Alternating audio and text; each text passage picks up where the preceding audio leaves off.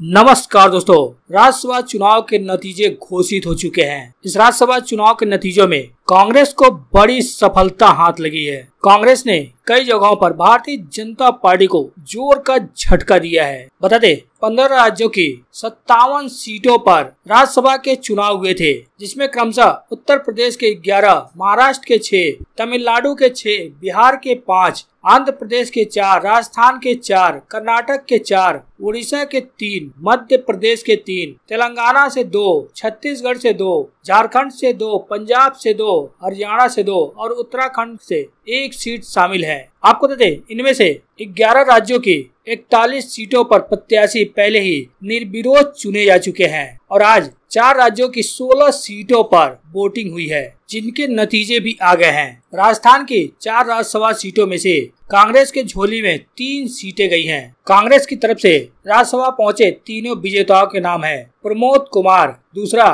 मुकुल वासनिक, तीसरा कांग्रेस के दिग्गज प्रवक्ता रणदीप सिंह सुरजेवाला।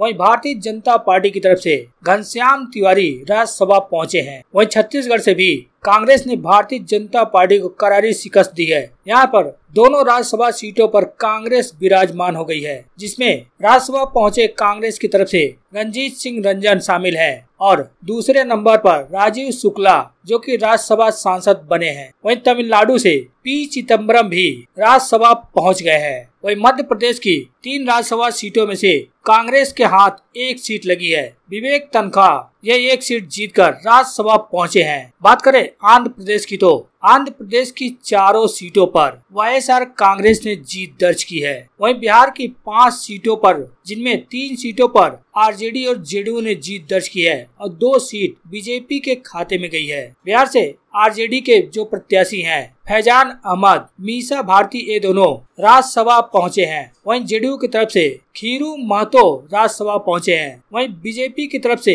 शंभू शर्मा पटेल, सतीश चंद्र दुबे राज्यसभा के लिए विजयी हुए हैं। वहीं झारखंड में भी 1 सीट जेएमएम के खाते में गई है, तो वहीं दूसरी भारतीय जनता पार्टी के खाते में गई है। और मध्य प्रदेश से 1 सीट कांग्रेस के खाते में, 2 भारतीय जनता पार्टी के खाते में गई है, जिसमें मध्य प्रदेश कांग्रेस की तरफ से जो प्रत्याशी थे विवेक कृष्णा और बीजेपी की तरफ से जो है सुमित्रा बाल्मीकि, कविता पाटीदार, ये तीनों राज्यसभा पहुंचे हैं। वहीं उड़ीसा से भी 3 सीटें बीजेडी के खाते में गई हैं। पंजाब की बात करें तो पंजाब में ये दोनों सीटें आम आदमी पार्टी के खाते में गई हैं, जिनमें बलबीर सिंह सीचेवाल और विक्रमजीत सिंह शामिल हैं। वहीं तमिलनाडु से भी 6 राज्यसभा सीटों में से 3 डीएमके के खाते में गई है, तो वहीं 2 एआईएडीएमके के खाते में और 1 कांग्रेस के खाते में गई है। यहाँ से कांग्रेस की तरफ से पी चिदम्बरम एक बार फिर से राज्यसभा पहुंचे हैं। वहीं तेलंगाना में टीआरएस ने दोनों सीटें जीत ली हैं। वहीं उत्तर प्रदेश से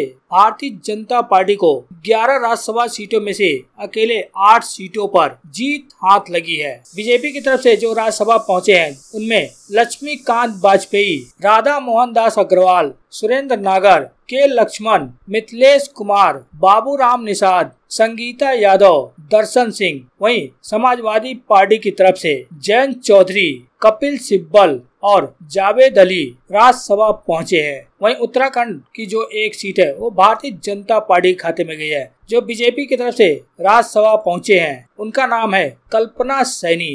वहीं कर्नाटक के भी 4 सीटों के नतीजे सामने आ गए हैं, जिनमें 1 सीट कांग्रेस के खाते में गई है। कांग्रेस उम्मीदवार जयराम रमेश राज्यसभा पहुंचे हैं। वहीं कर्नाटक की 4 में से 3 सीटों पर भारतीय जनता पार्टी विजयी हुई है, जिनमें निर्मला सीतारमण, लहर सिंह सिरोया, जगेश, ये तीनों राज्यसभा पहुंचे हैं। हालांकि निर्मला सीतारमण एक बार फिर से राज्यसभा पहुंची हैं। वहीं महाराष्ट्र के 6 सीटों पर अभी नतीजों में पेच फंसा हुआ है और हरियाणा की भी 2 सीट पर पेच फंसा हुआ है। महाराष्ट्र और हरियाणा का मामला तो चुनाव आयोग तक पहुंच चुका है। माना जा रहा है कि देर रात तक इसके नतीजे सामने आ जाएंगे।